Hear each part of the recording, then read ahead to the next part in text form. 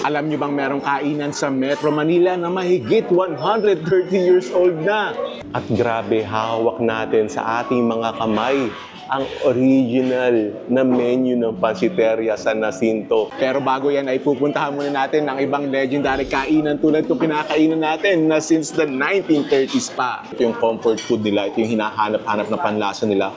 Yan, look at that, oh. Kita mo, kapit na kapit yung ano eh, oh. Yung sarsa eh, oh. Hoy, bakit nilalagyan ng buhok? Ano yan, chef? Seaweed. Kala ko'y buhok. Are ang pandisuelo, ang tinaguriang lolo ng mga pandesal. Dahil part ito ng ating oldest restaurants in Metro Manila series, kaya let's go! Yan, starting strong tayo. Narinig tayo sa Ong Pin Manyosa Restaurant since 1940. Kakainin natin ang kanilang legendary na Maki Mi.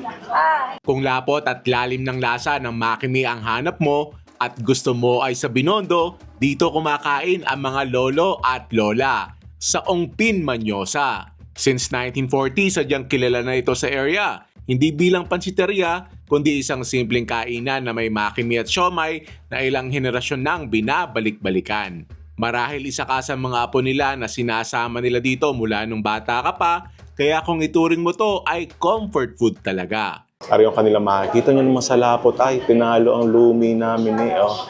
Ganda ng kulay. Tapos you can see the pork simmering.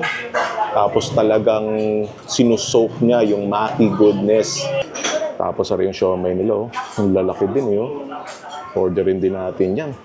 Tapos kita nyo naman sa menu, marami ka namang pagpipilian. Pero yung kanilang maki talaga ang dito ay pinupuntahan. Yan, nilalagyan na ng noodles kasi Maki Mi ang order ko eh. Pwedeng Maki yung plain lang, pero Maki Mi, yung with noodles. Talaga na. Yun po, nice. Order din tayo ng siomay. Isang order ay 4 na piraso.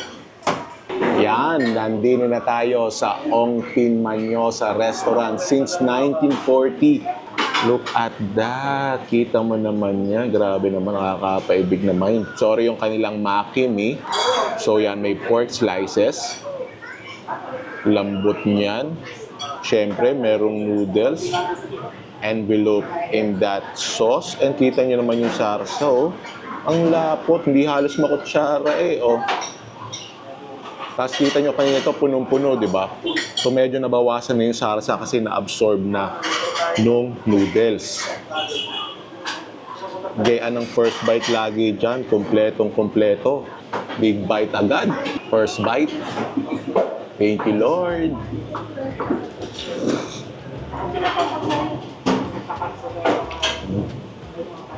That tender pork, tapos yung sarsa nyo na may alat, tapos may konting sweetness, and then yung noodles na kahit yung noodles lang eh, tapos dahil nung broth na yon ay lumasa na, parang ang sarap din na rin sa kanin.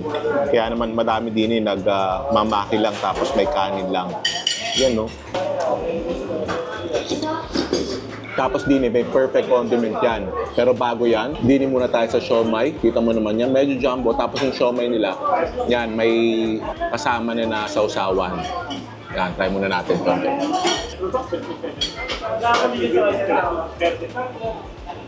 Yung siomay niya, kakaiba yung texture eh. Hindi yung parang siksik. Ito parang ano eh, naghihiwa-hiwalay. Yan. So parang ano siya, kung iisipin mo, parang kulang siya ng binder. Lagyan lang natin ng, etong pinaka-siomay na to, lagyan lang natin ng ano, kalamansi, saka ng toyo. Yan, nakita nyo, naghihiwa-hiwalay yun. Tapos, pag naghiwa-hiwalay, makikita mo naman yung pinaka-chunks talaga ng karne.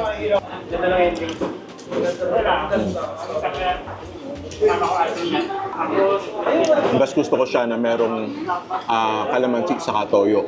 Speaking of kalamansi sa toyo, balikan natin itong Maki Mi natin. Ang condiment dyan, are. Black vinegar ang tawag dyan. Lalagyan mo lang. Kasi di ba sabi ko kanina, ang ano niya, alat saka konting tamis.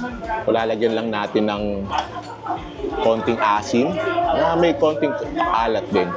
At kita nyo naman yan, no? Lalaki din ng chunks. Kunin na natin yung malaking yan. Yan.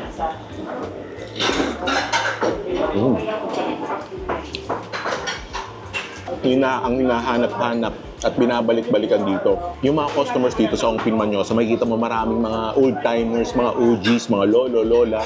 Yung talagang dito na sila talaga kumakain. Ito yung comfort food nila. Ito yung hinahanap-hanap na panlasa nila. Tapos meron mga bata-bata rin. Kasi sila yung ina-assume ko na isinama ng mga lolo't lola nila din kinalakihan nilang na lasa. Gayon naman ang karamihan sa mga legendary restaurants, pati sa mga ipapakita natin dito mamaya. For sure, pag napanood nyo yun, marami sa inyo magre-reminisce nung huli kayong kumain doon. Tulad ngayon, napapareminisce na kayo kung kailan kayo last kumain din sa Ong Pin Manyosa. Start pa lang to ng ating oldest restaurants in Metro Manila, Part 2. Kaya see you sa next one. Next stop natin, 3-minute walk lang doon sa Ong Pin Manyosa. Malupitan din yun. Hindi na naman tayo sa Delicious Restaurant. Mukhang may kasiyahan din Sa isang kanto sa Binondo ay may maliit na pintuan na pagpasok mo at pag-akyat sa makitid na hagdan, magugulat ka na lang sa dami ng tao. Ito ang Delicious Restaurant, isang tahimik na institusyon sa Binondo na nagsimula pa noong dekada at 30. Isa ito sa mga pinakamatandang Chinese restaurant sa lugar at hanggang ngayon, iisa pa rin ang kainan nila. Sinasabi ng marami na ayaw nila mag-franchise para siguradong hindi nagbabago ang lasa at nananatili ang kalidad ng bawat niluluto. Tulad ng kanilang satay beef chami, itsura pa lang, panlaban na. At lalo pang tumitindi kapag sinamahan mo ng iba nilang bestsellers. Ayan, narinig tayo sa Delicious Restaurant. Tulad ng Ong Pin Manyosa, first time ko makakakain dito. Pero kita mo naman sa dami ng tao dito, mukhang maraming may paborito dito. At mukhang delicious nga din At ito, nakita ko ito nung ako nag-research. Kita nyo naman yan, satay beef chami featuring beef chunks, beef slices, tapos the thickest noodles na nakita ko sa isang chami. Yan, tapos meron din tayo dining fried chicken. Looks crispy, look at that color. Mukhang juicy and special fried rice. Yan. Dinin muna tayo sa chami. Yan, look at that Kita mo, kapit na kapit yung yung sarsa tumutulo-tulo pa. Looks shiny. Parang a little oily. Yan. Ari na muna yung first bite natin. Meron ng pancit noodles, may gulay, saka may beef. First bite. Thank you, Lord.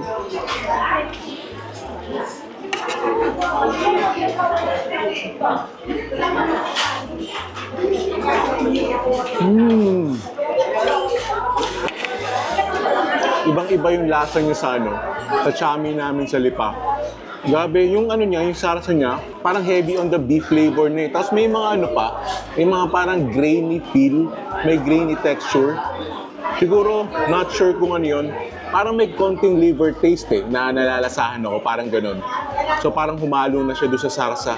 Tapos yung cake noodles, balot na balot siya doon sa sarsa. Tapos ang ganda ng pagkakaluto.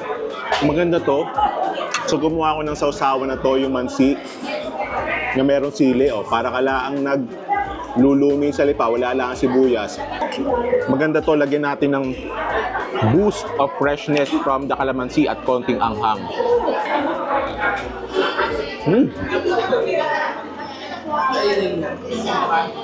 Itong Delicious Restaurant, halimbawa ito lang yung maging dish niya, ay delicious nga sa Delicious Restaurant. Panalo to. Tapos yung beef, ang tender niya. Alam niyo yung strategy sa mga Chinese cooking, yung bine-velvet yata yung tawag dun kaya ang lambot. Ganun na ganun to. Duda kong kaulam niyan, yung fried chicken nila. So kita nyo naman na humiwalay na sa balat. So siguro to ay in-steam sa mga lasa, may mga pampalasa, tapos dinip-fry. Hindi na tayo sa puwet kaagat. Wala mo ng sausawan.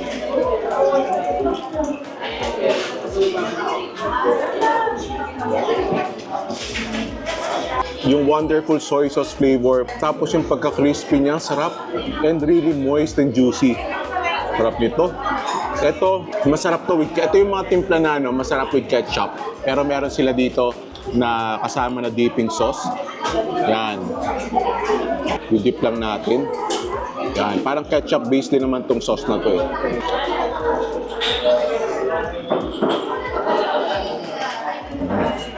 Kahit itong dalawa lang orderin nyo, worth it na. Pero umorder si Aisha ng special fried rice. Try natin kung bagay yung chicken dito. Yan. So iuulam na natin yung dito. Marami rin silang mga ulam eh. Pero ito kasi yung na-research ko na talagang combo dito.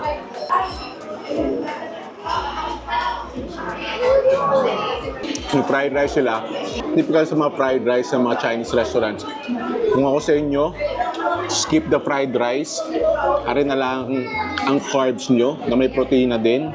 With toyo mansi na maanghang.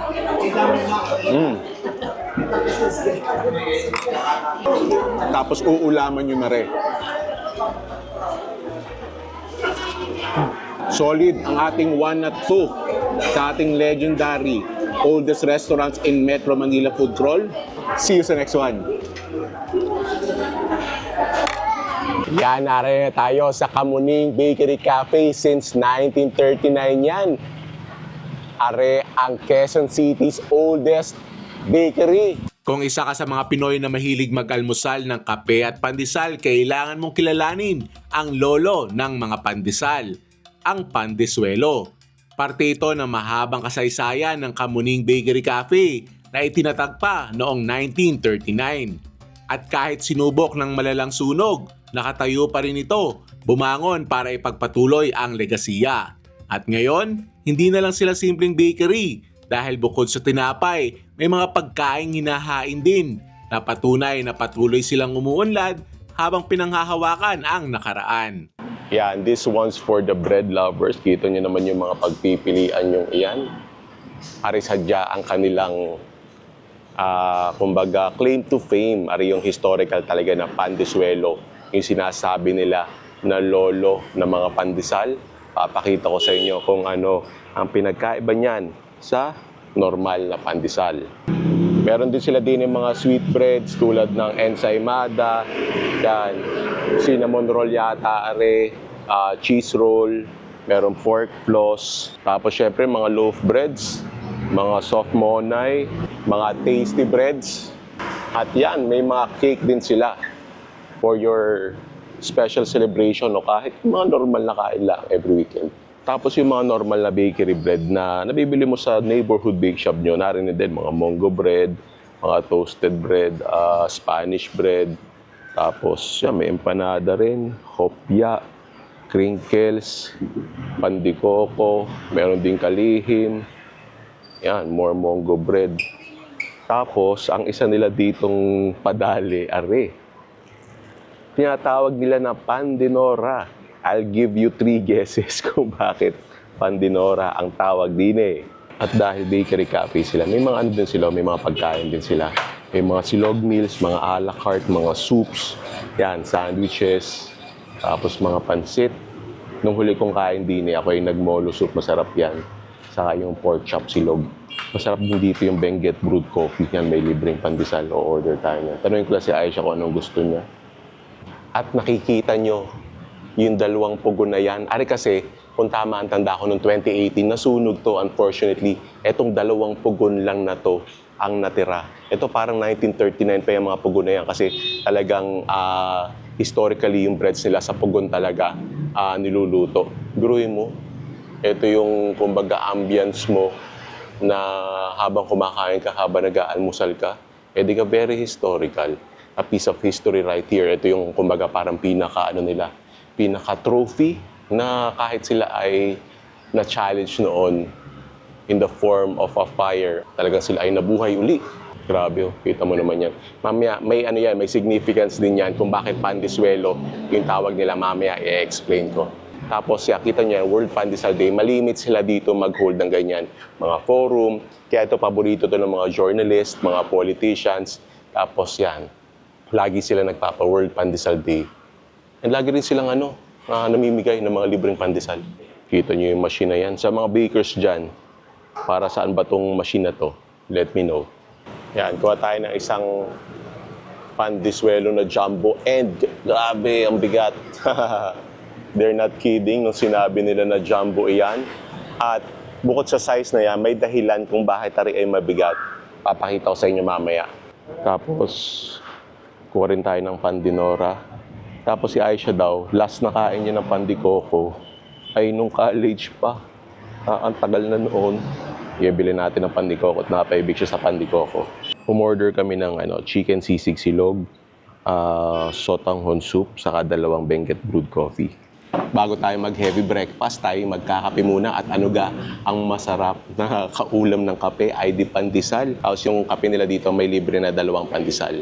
Yan. So ito yung normal na pandesal. Ito warm. So parang tinotoast pa nila bago nila i-serve sa inyo. Really soft. Medyo crispy yung labas. Yan, kita mo naman. Pandesal. Kinalakihan ng mga Pinoy. First bite. Thank you, Lord.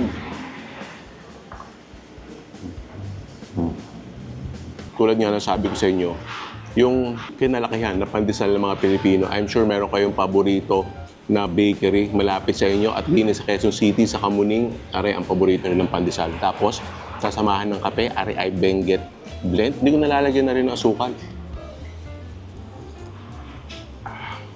Sarap ng Benguet blend. Ayan, dumating na ang ating mga heavy. So, are ang pandisuelo. So, are ang lolo ng mga pandesal. Kung titingnan nyo, pag pinrest ko akala nyo matigas. Hindi siya matigas. Well, matigas siya, pero hindi yung iniisip mo na matigas na luma ng pandesal. Ito kasi very dense, very siksik. Significantly heavier sa normal na pandesal. Kahit tapatan mo ito nung same size ng jumbo pandesal. Kasi yung pandesal, medyo airy na to eh. Ito, very dense. Kung titingnan nyo, yan. Siksik na siksik sa laman. Akala nyo ay monay. Yan. Very filling. Ito yung umisa ka ng garne sa almusal, tapos kape, ay busog ka na. Bakit ka pandisuelo ang tawag din? Ang swelo noon daw ay sahig, na ibig sabihin. Kasi ito dati sa pugon, dinidirekta nila doon sa pinakasahig nung pugon, kaya pandisuelo ang tawag. So itong pugon na nakikita nyo sa likod ko, ito yung ginagamit nila noon since 1939, pandisuelo. Doon binibigya, pandisuelo ang tawag dito. Tapos dahil dense siya, ang paborito kong way para enjoy ang pandisuelo at yung kape ng Kamuning Bakery Cafe ay isasaw-saw. Yan. Tapos bago tayo mag-heavy, ako'y na-curious din eh. Pandinora. Nahulaan nyo na kung bakit pandinora ang tawag din eh. Ano kaya pandikoko laang na merong pasas? Tingnan natin. Ay, hindi. Yan. Parang iba laman. Try natin.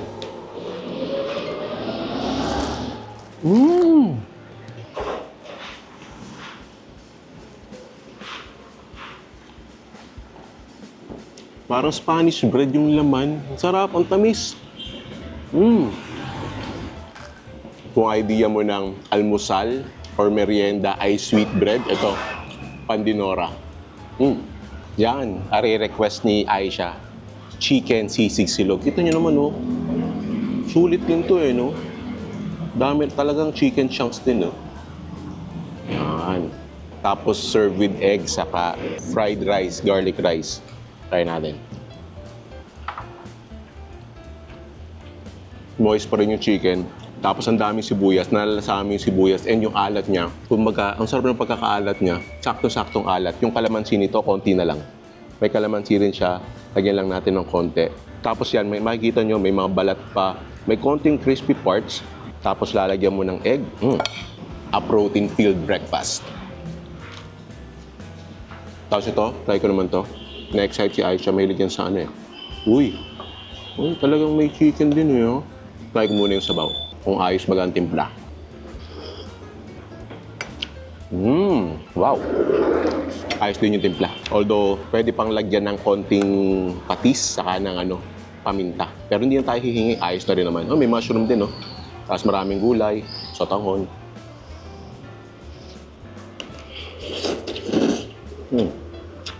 So okay din, napakita ko rin sa vlog na to na meron din silang, if you're looking for something heavy, may mga silog din sila, may mga soups din sila. Pero ako kung ako, taga dito, kung pupunta ako dito, okay na sa akin yung pandesal nila kahit yung normal na pandesal or yung pandisuelo. Tapos sasamahan mo ng kape. See you sa next one.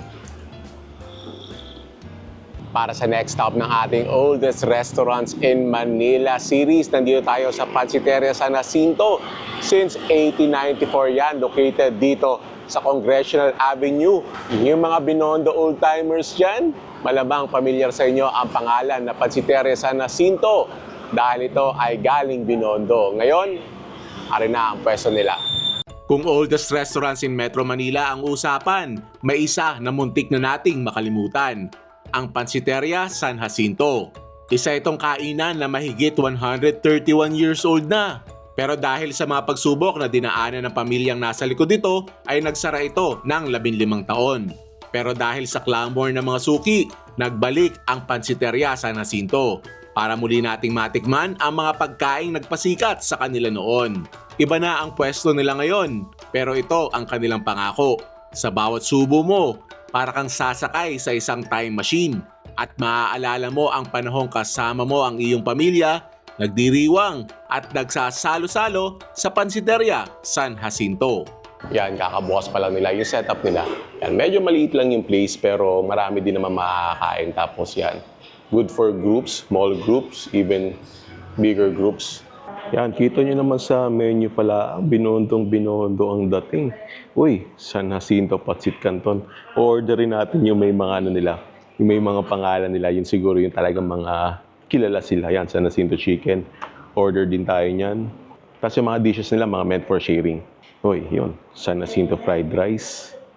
Parang gusto ko magpatatim. Nakakailang Binondo restaurants na tayo, hindi tayo nagpapatatim. Sige, order din tayo niyang patatim na iyan. At grabe, hawak natin sa ating mga kamay ang original na menu ng Pansiteria San Jacinto nung sila ay nasa Tipinpin pa. Wow, may ano yan may connection yung old location nila kung bakit Pansiteria San Jacinto. Mamaya ipapakwento natin dyan. Galing Chinese talaga, Chinese food talaga. Tingnan natin. Parang hirap hawakan parang kailangan naka-gloves ako natin. Dahan-dahan tayo at baka ay galing Mga Chinese yung may Chinese translation. Wow, ito yung mga menu nila dati. Yan, tama. Yung nasa kaliwa nga Spanish translation. Tapos may Chinese translation. Dati, dami pa nilang mga dishes Ngayon, na lang, mga piling-pili na lang. Nice. A piece of history right here. Galing. Ayan, may English din naman. Ayan, makikiyabala tayo din kay Chef. Binigyan tayo ng kitchen access. Makikita natin kung paano lutuin yung San Jacinto Fried Rice. Yan nga yung San Jacinto Fried Rice, Chef, Yan. Naka-mise en place na. Yan. Asbok na ang wok. Galit na galit ang apoy. Nilagyan ng mantika. Tapos, itlog. Binati yung itlog. Bilis lang yan. Will take just a few seconds. Tapos, old rice, tapos may nakikita akong shrimp, tapos mukhang Chinese sausage yun. Siyempre, yung pampalasa nila, meron silang secret blend ng spices used. I think that's dark soy sauce. Tapos, for wonky flavor, ay ito toss. Yan, si Chef, expertly tossing the fried rice. Parang ang laso, parang fried rice pa lang panalo ka na. Yung bilis niluto Parang good for Parang 4 to 6, solve na solve dito. Yan, tapos pancit naman. And yes, walis ting-ting po sa dyan ginagamit niyan. Yan naman ay panglinis lang ng wok. Hindi naman niya ginagamit sa sahig. Yan sa dyan pinakamainam na panglinis ng wok. Lalo na garni na mabilisan na luto. Yun, nilagyan ng kaldo, pampalasa. Basta Chinese style na pancit, masarap pag may kaldo. Tapos, again, with their secret blend of spices. Medyo maputi yung kaldo, medyo milky, nilagyan ng mga pampalasa. I think that's fish sauce, soy sauce. The usual na pampalasa. Tingin ko yung sikreto nandun sa mga powder na yan. Yung mix nila ng ano, ng mga spices, nandun ang sikreto niya. Yan. Mga vegetables nilagay, may mushroom din yata, may mushroom din. Tapos tingin ko ay medyo papalaputin na kaunti. Tingin ko lang. Tinikman ni chef. Kung ayos ng lasa. Kung ayos na. Mukhang kulang pa. Nilagdagan. Yan. Pag magaling na chef, talagang ganyan, adjust on the go. Yun, ang sinasabi kong papalaputin. Nilagyan ng cornstarch slurry. Masarap na naman ng canton na malapot-lapot. Ayan, San Jacinto soup naman.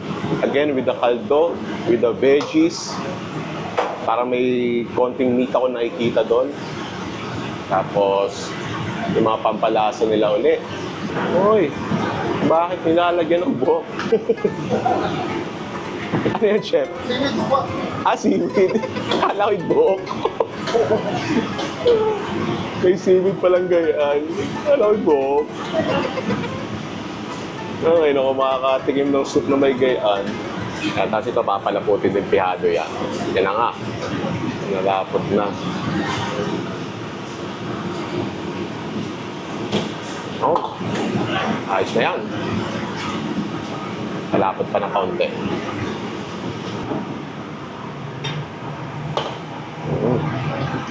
Kala mo nga na may buhok eh. Yun. Ano yung nilagay ng mga sarsa na yon?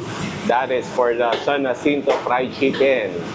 Yes, yun yung version nila ng fried chicken. May nakita akong soy chicken sa menu, pero again, nakita ko yung pangalan ng San Jacinto. Sa fried chicken nila, sabi ko, kailangan nating orderin yan. So, the crispy fried chicken is tossed in that parang ketchup base na sarsa. Yun. Bango ah. Amoy manamis-namis. Tapos topped with sesame seeds. Yan, nagisa na ng gulay. Ari ay para sa patatin. Nilagyan uli ng kaldo. Tapos yung mga pampalasa nila. So yung pata, napalambot na yan na may lasa na rin yun. Para yung pinakasarsa lang niya. Hintayin natin magkulay dark yan. Siyempre, patatin, dark ang kulay niya. Yan, tikmi ulit. Baka napalat. Tapos, pinalapot din. Siyempre, patatin, malapot yan. Yo, patatin.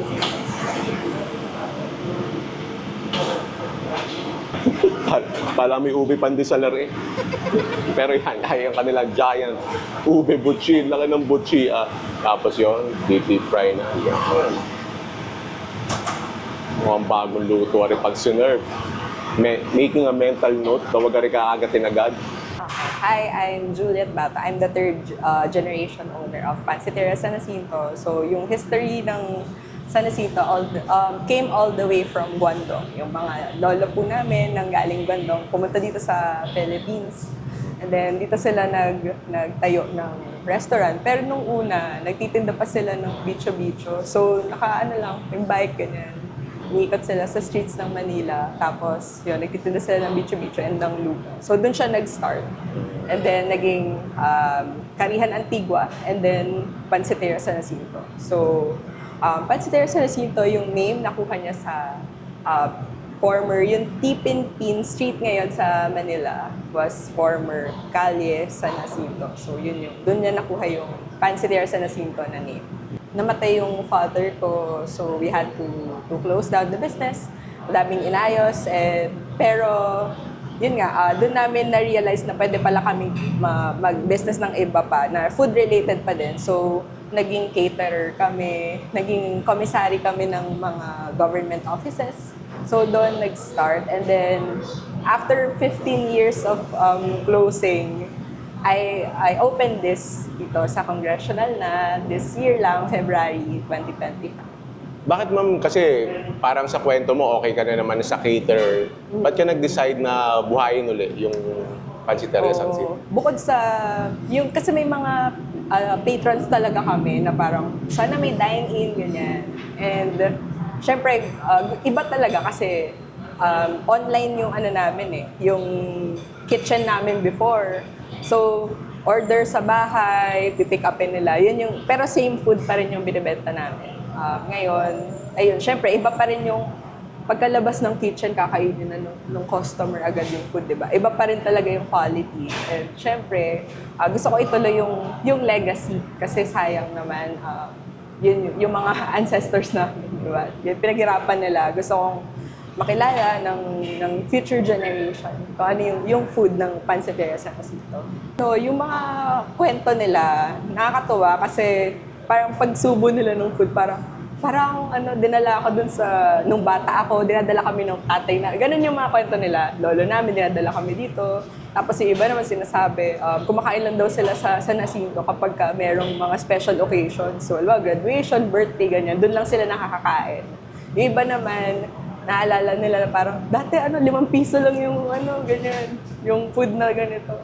Mag-i-introduce tayo ng new dishes na mas patok sa panlasa ngayon. Pero syempre, hindi pa rin natin kakalimutan na ito yung pinanggalingan na food.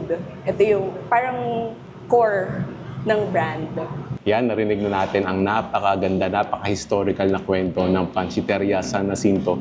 Kaya nakakatuwang kumain sa mga garni Yung parang it's a time machine. Kumbaga, ma-visualize mo, may imagine mo kung ano yung nangyayari centuries ago. So yan, ito yan, enough talk. At syempre lalo tayo mapapaibig dahil sa mga kwento nila. Ano gang uunahin natin din Unahin na natin tong soup habang mainit pa. Kita nyo, may pork, may parang quail eggs. At dito, curious, kala ko'y buhok. Nilalagay yung pala seaweed. Yun! Ay buhok na buhok Yan.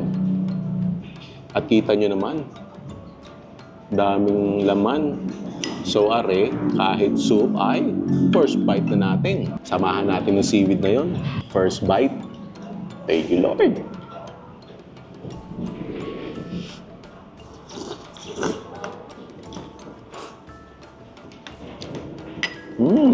Yung seaweed, hindi ko siya ma-distinguish yung lasa Hindi ko ma-pinpoint yung lasa. Ang dinadagdag niya, texture. Yung parang may ini-slurp ka na na miswa. Parang may ini-slurp ka na miswa. Tapos ang sarap din ng timpla. Thick na soup. Good start. Tapos magkakanin na tayo. Kita nyo naman yung kanin na iyan. Sa mga pork, sa shrimp, sa kulay. Tapos, kukuha na rin tayong chicken na rin. Kala may sweet and sour pork. Pero hindi yung pork chicken yan. Tapos yung kulay, hindi mo matukoy ko arigay matamis, arigay maanghang. Kanin muna tayo, samahan na natin ng pork, saka ng shrimp.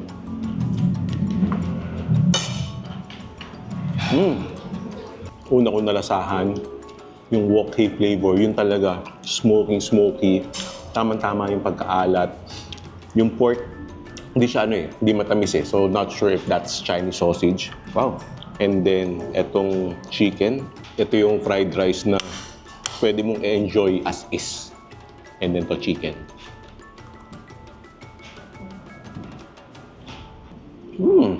Surprisingly, crispy pa rin yung chicken niya. May mga hindi na crispy na balat, pero may mga nakakagat pa rin ako na crispy.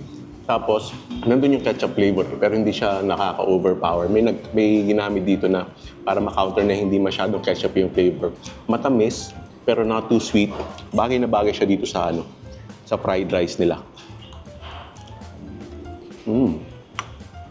So far, yung 3 dishes nila na may pangalan nila, itong San Jacinto soup, San Jacinto fried rice, saka San Jacinto fried chicken, hindi napahiya ang pangalan San Jacinto. Tapos, basic ang pangalan, hindi diniktan ng pangalang San Jacinto, pero kita nyo naman yan, look at that jiggly pata. Tapos, bawas tayo ng malambot Yan, patay ng balat at taba agad. Pero, kuha naman tayo ng laman. Kuha ng sarsa and yan, yung mushroom. Tapos kaunting gulay. Yung taba muna with the sarsa, tsaka fried rice. That melted in my mouth. Tapos yung patatim niya, yung sarsa, tamang-tama yung pagkakatamis sa pagkakaalat. Hindi mo siya pwede i-describe na matamis, hindi mo siya pwede i-describe na maalat. Tamang-tama lang. Nandun yung tamis, nandun yung alat. Perfect balance, kumbaga. Umulit pa. Ito yung pag mga yung mga family lunch, yung marami kayo, or celebrating something special, kailangan. Pero gayaan sa gitna niyo. Kumain natin ng mushroom. That remains to be seen kung ang San Jacinto na pansit ay hindi rin mapapahiya ang pangalan ng San Jacinto. Hindi na natin pinapatagal. Timusan na natin yan. Kita nyo, sarsa, oh. Yan. Yan. So, pansit, gulay, mushroom.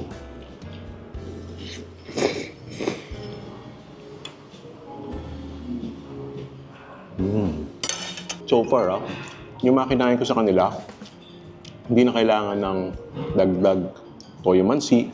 Kumbaga sa panlasa ko ay tamang-tama na, saktong-sakto na. Pero may kulang ang pansit, chili oil. Pero di silang chili oil dito. Lagyan lang natin. Kaunti lang, baka tayo mapayaba.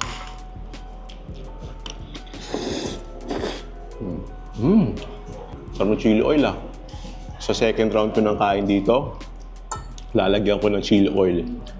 Yung lahat ng kinain ko. Pero bago yan, timusan muna natin ang kanilang ube pandesal, giant ube buchi. Yan, isa daw talaga to sa mga must try nila. Piping hot. That is, grabe ubing-ube yung laman, Yan, asbok na asbok pa. Hindi tayo sa mas maliit na agad.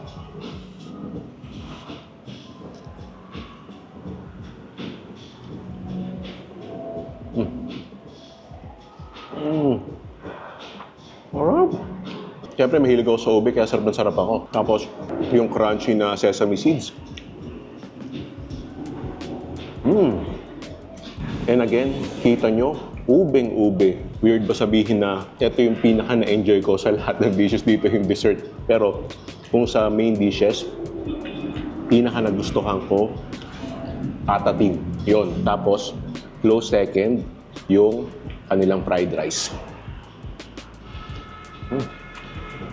Pero itong 5 dishes na to, plus that dessert, panalong-panalo na for a family of 3 to 4. Busog na kayo ito hanggang 6. Kaya sa mga Binondo old-timers dyan na namimiss na ang Pansiteria San Jacinto at yung mga bagong maangain dyan, yung new generation na naghahanap ng legendary na kainan, try nyo to. Pansiteria San Jacinto. Dito na natatapos ang ating part 2 ng ating oldest restaurants in Metro Manila. Kung nabitin kayo at hindi nyo pa napapanood ang part 1, click nyo lang dito, tuloy ang food trip natin doon. At syempre, huwag kakalimutan, click on the subscribe button and notification bell para kita-kita tayo sa future food trips. Thank you for watching. I'll see you in a bit.